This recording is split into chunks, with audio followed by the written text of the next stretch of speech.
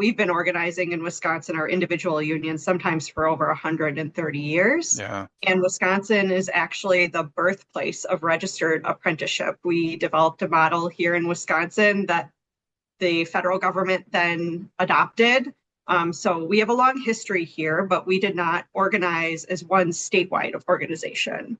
The trades do organize regionally. We have 7 regional councils, and those have a much longer history in their respective regions across the state. But we were formed to unify our member organizations with a statewide voice. If you add up all the different members of our 15 construction union organizations, we're rapidly approaching 50,000 folks across the state, 50,000 union members. And as far as those union organization goes, around our table, each union has 1 board member, 1 vote, and we have everyone from some of the more specialized smaller unions people may not be as familiar with, the heat and frost insulators, the elevator constructors, up to some of those larger, more well-known unions, electricians, plumbers, operating engineers, carpenters. I love the structure of our council in the sense that everyone does have that equal voice, and we meet monthly. We talk about issues that impact our membership, that impact the construction industry, areas of mutual agreement. And it's been going great. There is no shortage of stuff to talk about when it comes to Wisconsin's union construction workforce. Yeah, you all are a busy bunch, the 50,000 building trades union members in Wisconsin, Yes, which is I good. am a chicken with my head cut off, running around all day long. You know, my first 6 months on the job, my background is actually in government. I worked for Senator Russ Feingold right out of college until he was not reelected and Ron Johnson came in. And then I was in the state capitol for 11 years, starting as like an entry-level staffer and moving up. For my last 5 years, I was the chief of staff for the Democratic leader in the state assembly. And I made this transition about 4 years ago, and the dynamics, it's a different industry, but it's very similar, right? It's a lot of elected leaders, which our union leaders obviously are, running Democratic organizations. That's how they operate. And they are all moving in the same direction. We have similar priorities, but we have different leadership styles, different geographies, Yeah. different issues that on a day-to-day basis impact each member union. So it's similar to a caucus with that same group of elected officials. And it's been a learning curve, but things have gotten very busy very quickly in my role. Well, that's good though. That's good though. It's better to be busy, particularly managing all the successes that you folks have been having, as opposed to staring at the wall waiting for something to happen, or just managing constant crises, which I'm sure there's some of those as well. But it's good to be busy with successes too. Yes, a healthy mix of everything. Yeah, yeah. Well, let's start off with speaking of successes, which is the focus of this program series. Um, the one could certainly say that one of the more substantial successes in the Wisconsin building trades is apprenticeship, and its impact not just on the organizations and on the workers who go through apprenticeships, but also the economic benefits to communities and the state. Um, and I'm just going to start from the basis of a research report, but we can certainly talk, beyond its boundaries. But last May, the Midwest Economic Policy Institute and the University of Illinois Department of Labor and Employment Relations, who, full disclosure, are very good friends of ours, issued a report on apprenticeship programs in Wisconsin construction. And there could be, we could probably spend an entire half hour just talking about the cool stuff that they found in developing this report. But I especially wanted to give you the opportunity to address what I was alluding to a moment ago, is the economic impacts of Wisconsin apprenticeship, particularly, joint labor management apprenticeship programs.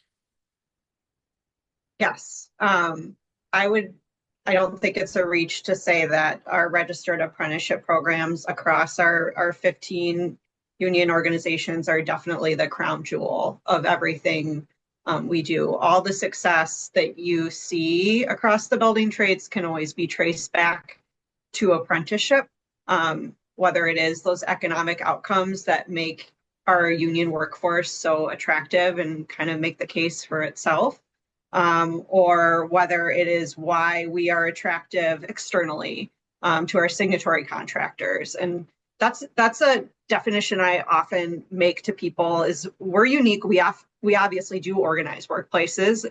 That's something that our unions can do, but a lot of our partnerships with our contractors are by choice. They approach us. It's a good business decision for them to have a unionized workforce, and that is in large part because of our registered apprenticeship programs, because of the gold standard training that we provide through mentorship on the job training, and then the related instruction they receive at our training centers. And it's allowed us, as the MEPI study bears out, to really punch above our weight as far as what we're able to accomplish here in Wisconsin, even given a lot of the rollbacks that have been done at the state level as far as policies related to unions. And what it really shows is that about 77% of registered apprentices in construction programs are union apprentices. That we fund, in addition to having 77% of the union apprentices in those programs, 96% of all dollars spent on apprenticeship training come from union programs. And when I go meet with parents or potential students, or even people later in life who are considering a transition into registered apprenticeship and a career in the union trades, people are like, what is the catch here? Because, we're like, no student loan debt and this amazing wage scale and those great benefits and secure retirement and a voice in the workplace. And they're like, what's the catch? How is this paid for? And I'm sure many people on here are aware, but it's paid for by contributions from our members. Every dollar they make, a certain amount of cents goes into a training fund, and from our signatory contractors. And the non-union industry and non-union contractors have really struggled to match that sustained, consistent model. But it has really resulted in fantastic outcomes in us being able to be really light on our feet and able to adapt to these huge opportunities that continue to present themselves in Wisconsin, and in our ability to scale our workforce up in a way that non-union workforces just can't do. So as far as those outcomes, I kind of covered the training programs and how we're punching above our weight in funding them. But it also shows what it means at the end of an apprenticeship for people who do complete it. And I don't like to compare our apprenticeships to outcomes from a technical college degree or a four-year institution degree, because I think people go into them really wanting different things and they get different things out of it, and they're both really valuable. I'm a product of a wonderful UW-Madison education, but it does show that at the end of an apprenticeship through a Wisconsin union program, our workers are making about 24% more than the typical person who graduates from a UW system school with a bachelor's degree. And the typical worker is making 5% more than someone who holds a master's degree from a UW system school. And again, very different paths, and I think different things people are looking for.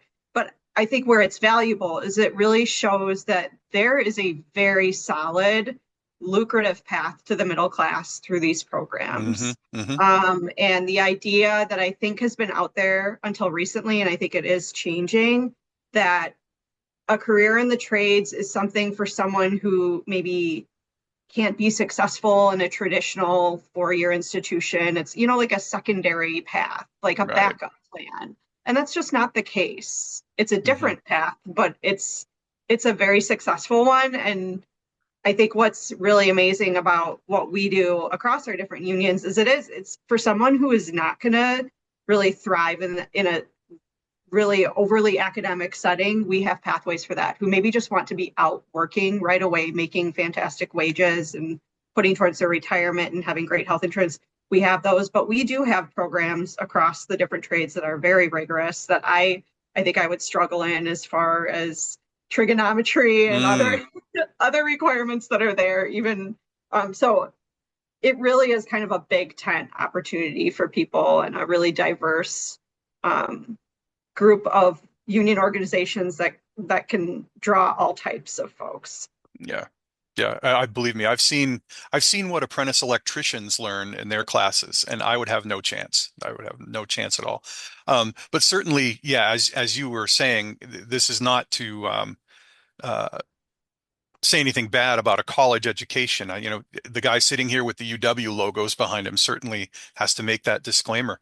But you're right. It's a different path that people can follow, and they finish debt free, and they make really great wages that multiply back into the economy, that support the communities that they live in, that support the economy of the state, uh, in very real ways. You know, Yeah, exactly. It is very different. And yeah, that's the only, I think it is just helpful to drive that point home. Um, to Again, I think the sentiment is changing very rapidly, and we can talk about that later.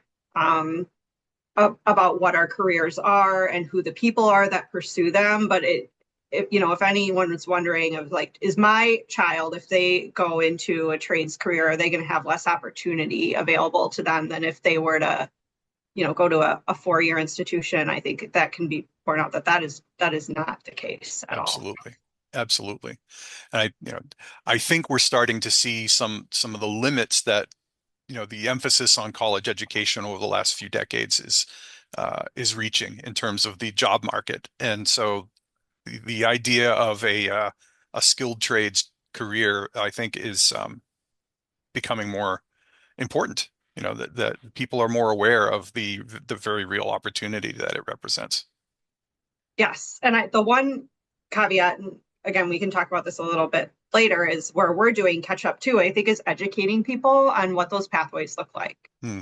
Um, I think we need to do more to show what the different unions are, what their processes are, because it is, I'll compare it one more time. It's like sending potential apprentices to 15 plus different universities. Every union is going to have their own prerequisites, their own apprenticeship, their testing, the way they Hmm. structure their programs, and asking people to come in and try to navigate that on their own. Some people have been able to do it. Obviously, we are breaking records the last 4 years on apprenticeship numbers, but um, if we want to grow our workforce in the way we're going to need to over the coming years to meet the demand out there for construction work, we need to get better at explaining how to get into the trades, what it means, what trades might be a good fit for someone versus another person, and what an apprenticeship looks like, and how to position them well to get admitted into an apprenticeship program that works for them. Yeah. Yeah.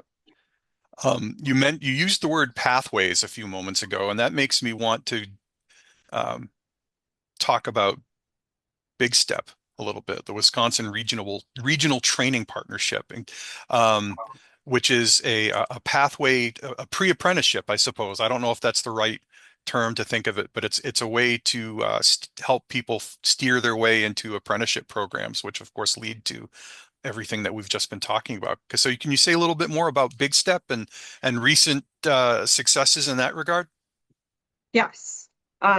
This has been a big effort that we have used the new vehicle of the state building trades to kind of get off the ground. But WRTP Big Step is our readiness partner for the union trades. And they also work in other industry sectors. I think they're doing more work in healthcare.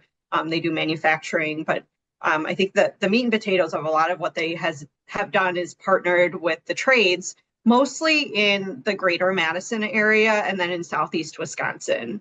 They have a really strong presence in Milwaukee. They also have a location down in southeast Wisconsin. And over the last, now it's a little over a year, we have worked with them to move their footprint statewide.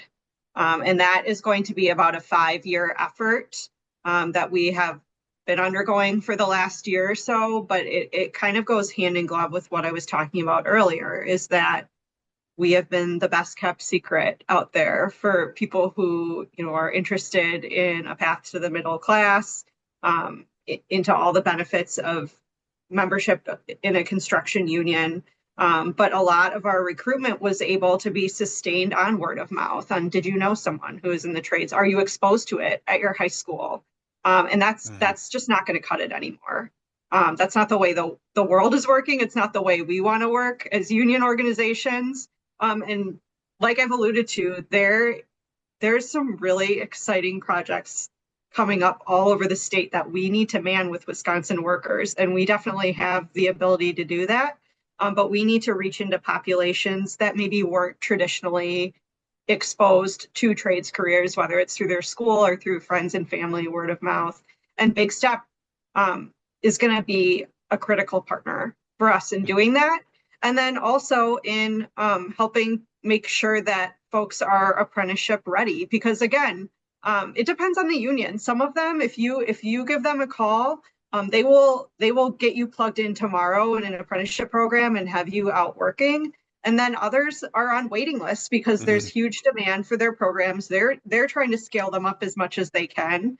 But they're working with their contractor partners to get people in, but there's waiting lists. And so how do we make sure folks are getting what they need in the meantime to be successful in those careers, whether it is removing barriers as far as tutoring and coaching and getting people through a GED, maybe the Mhm. math requirements for the apprenticeship they want to get into are really challenging them and they need some help with that. Um, Maybe it's making sure they have reliable transportation to get them to a job site. Or maybe it's just across the board exposure to our different Mhm. trades to figure out what they're going to be successful in. And Big Step does all of that really well. They're nationally recognized. They've been invited out to the White House to talk about the work they do in southern Wisconsin. And we are really excited about moving them statewide and capturing all of the currently underrepresented populations that exist in our trades right now, especially women is a huge one, 50% of the Mhm. population. And I think we're probably sitting between 4 and 5% in our workforce. But Indigenous populations, veterans, um, the nice thing about our careers, because of all the economic outcomes we've already talked about, is we don't have to just rely on recruiting folks right out of high school. It's great for them if they start there and don't have to incur student loan debt, or they can get right into the union pension fund and start contributing right away. But the average age of our apprentice is 26 to 29. It kind of vacillates every year, and so we can draw from a pool of people that are already in the workforce and expand opportunity for them there. And we have the ability to pull from those folks as well. And Big Step again serves mostly adults, so it can and help those people that are looking for maybe a more lucrative career. Maybe they're looking at getting married or having their first child or wanting to buy a house, help them navigate how to get into our trades. That's great. That's great. Yeah, and they've been uh, WRTP has been super impactful in that regard in terms of helping folks find their way into skilled trades apprenticeships.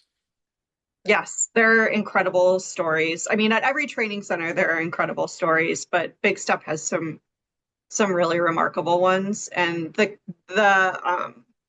connections they're also able to make out in the community are really significant.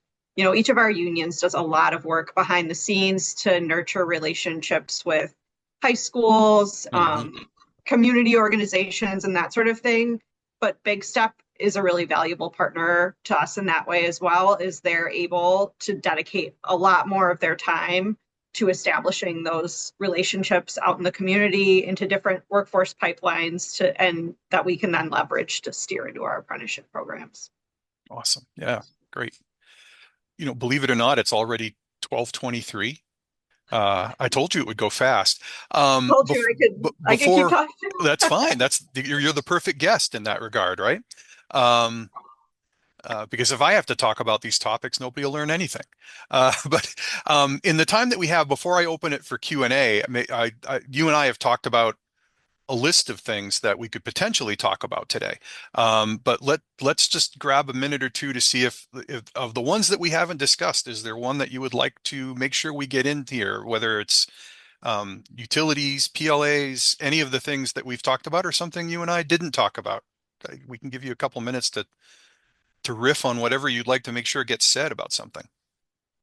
I would like to talk about our statewide pledge from the Wisconsin utilities because I think it is something that's unique to Wisconsin. When it was announced, I got calls from all over the country from different unions being like, "How did this happen? What's your secret? We'd like to do this." So for those that aren't aware, I don't know, like a year and a half ago, I want to say maybe a little longer than that, we almost 2 years ago we announced that all of the state's major utilities had made a pledge to utilize union labor on all new renewable energy projects moving forward, that they would all be done with our workers.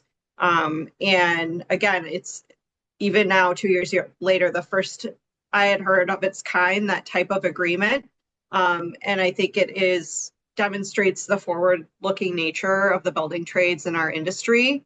And what is the term that was used a lot?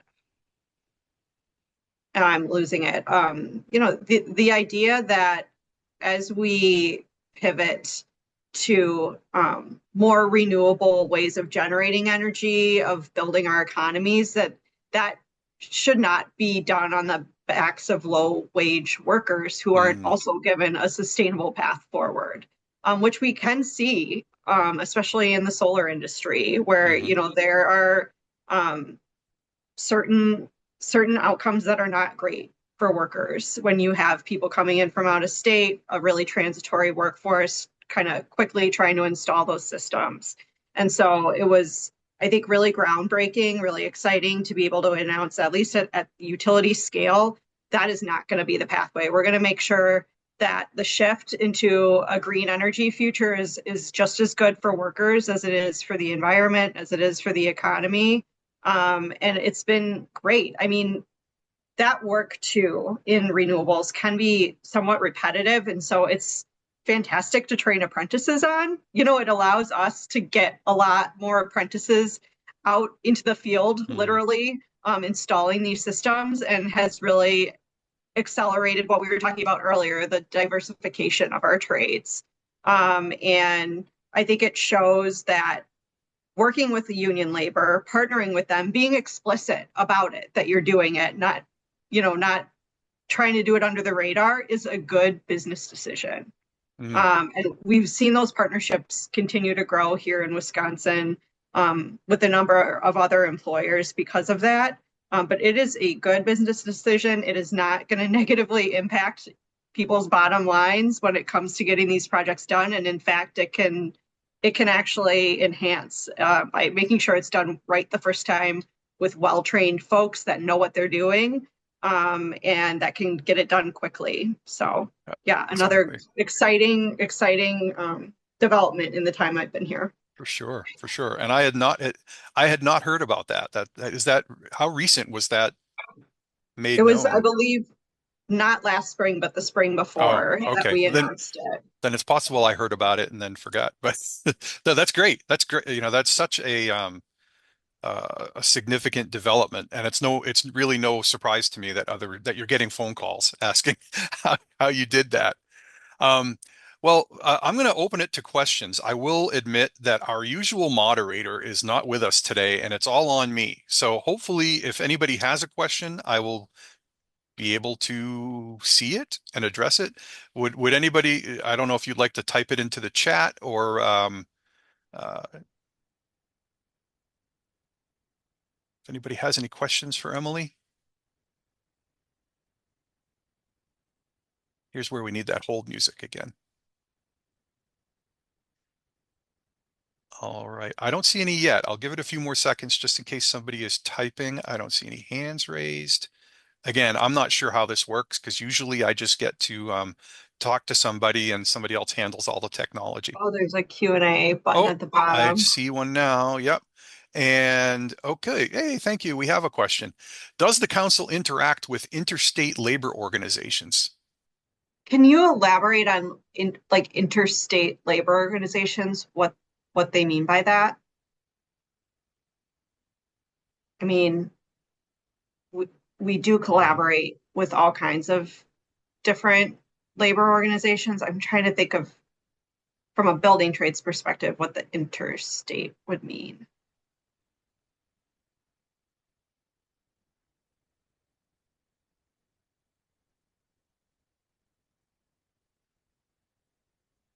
Okay, that's a different question. Um, why don't we, oh, there we go. Oh, orgs from other states. Okay, Yeah. I was wondering if it was like a multi-state or so yes. I think I mentioned earlier Indiana and Wisconsin have been pretty close. We've invited Indiana to come here for our annual conference and present because they're a very well-developed um, building trades council. They're also a Midwest one. They have similar politics and some of the challenges they faced in Indiana and kind of the political makeup of Indiana. And so we brought them to our first conference and they kind of talked about how they do what they do so we could learn what we could be when we grew up. And then they invited me to theirs just as a guest to see how they worked. I do talk to a lot of different councils whenever I can, frankly. I especially because we're, I think, one of the youngest statewide councils. I view that as only a benefit. There's another woman who's leading the Iowa building trade, so I talk to her every now and then. For some reason, I've just crossed paths with folks from New York a fair amount when I'm traveling. Obviously, Minnesota, we have really close ties with the Minnesota building trades, and I run into them again at conferences and stuff, and it's always great catching up. And we share members with them, right? At the borders, Mhm. they'll come across and do work over here, and we'll go across and do work over there. Um, I spent a lot of time with the Massachusetts building trades because they are doing a lot of work around mental health and substance use, which is a huge issue for the trades where we have the worst outcomes of any industry in those areas, which is really ironic because we have some of the best healthcare and resources for people that do want to get help. There's just a gap in getting people to ask for help and connecting them with those resources. So they came to our conference and presented on a recovery council that they had established in Massachusetts. So yeah, anyone looking to connect to, I would love that. We have two questions in the queue, and they're both good ones. Let's see. The first one was wondering if you could give some examples of successful methods for growing union membership besides apprenticeship. So I alluded to this earlier. We do organize, individual folks that are maybe in a non-union construction career that would like to join the union, or maybe they just don't know what union membership means for them and their families if they were to make a career switch. So every union that you would look at has organizers, and that's part of what they do. Some of them go to schools and do career fairs and talk with young people that are entering the workforce. But they also go out out in the community and connect with people who are already in the workforce and educate them on that, on what it means for them and their families if they were to join with a union signatory contractor and join the union. And I think we covered earlier the outcomes are fantastic for that. There's also the voice in the workplace part that I think often matters more to people than the economic outcomes because we've fought to keep Wisconsin competitive as far as pay and wages. So we always, even we benefit the most from it. Obviously, we have excellent compensation, excellent benefits, but that kind of rising tide raises all ships for folks even in non-union. So I think it is more of the organizational factor of having that voice of the brother and sisterhood that we can offer that is also part of that conversation and really important. And also the training and additional opportunities that can become available to them should they join the union. Okay, thanks, Emily. Um, we have a question. How are you able to impact women and people of color entering apprenticeships in Wisconsin?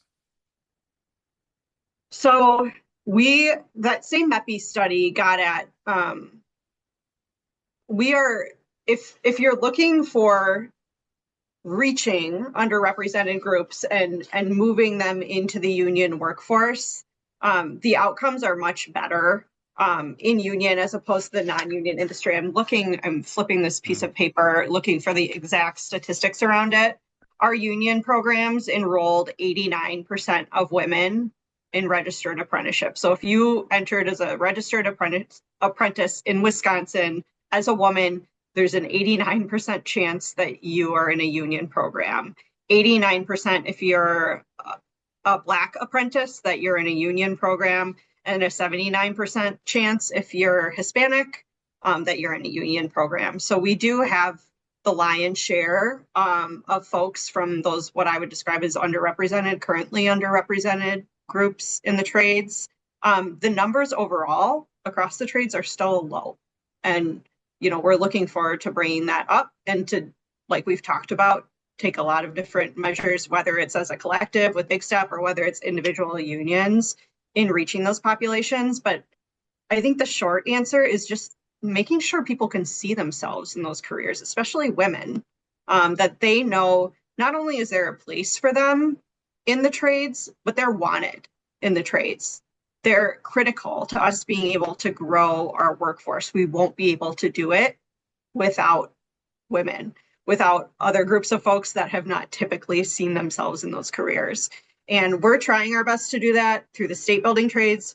We're rolling out a podcast soon where we want to talk in a more approachable way about what our careers are, the people that make up the membership of our unions. And I know individual unions are doing a ton of work into outreach for different communities to make sure that they know that they are wanted, they are welcome, and they're necessary to our success. But a lot of it is that visibility and getting people the information they need to see themselves in our careers. Absolutely true. Yeah, I'm glad you mentioned WRTP Big Step, because that's always been a real obvious example to me of very proactively trying to create a gateway through which women and people of color can make their way into the building trades. But you're right, the individual unions are all doing things that are similar yet different in their own ways to increase and bring in those populations into their organizations. I do a lot of work with the IBW electricians, and I'm always happy when I do their classes to see more and more women and people of color in those programs. I'm not familiar with what they're doing to help those people find their way toward that apprenticeship, but a lot of it could come from Big Step or increased visibility or the various things that you're talking about, Emily. Okay. Well, I don't see any other questions, and I'm not sure we would have time for any since it is 12:37, and this is usually about the time we try to wrap up. So I want to thank everybody for coming. I'll just remind you that we'll be here again on the third Wednesday of next month. Topic to be determined, guest to be determined. And of course, I would be very negligent if I failed to mention that on April 10th, the School for Workers will be having its 100th anniversary celebration. So feel free to go to our website to get more information about that. And we'd love to have you and your organizations there. So with that, I want to give Emily the opportunity. I want to thank you, Emily, for joining us today. Do you have any parting comments as we say goodbye to folks? Just thank you for joining. It was nice to have this conversation. I appreciate the people who ask questions. If you ever want to connect, I'm based out of Madison. I live here, but I am all over the state all the time, as my odometer can attest. My email is emily@wisconsin, spelled out, buildingtrades.org. So feel free to drop me a line if anything I talked about resonated with you and you want to explore it more. Happy to grab coffee or chat on the phone or whatever makes sense. Great. And we got a thank you in the Q&A. So yeah. Well, thanks again, everybody. Have a great afternoon, and we will see you next month. Thanks, Tom. Thank you. Bye-bye.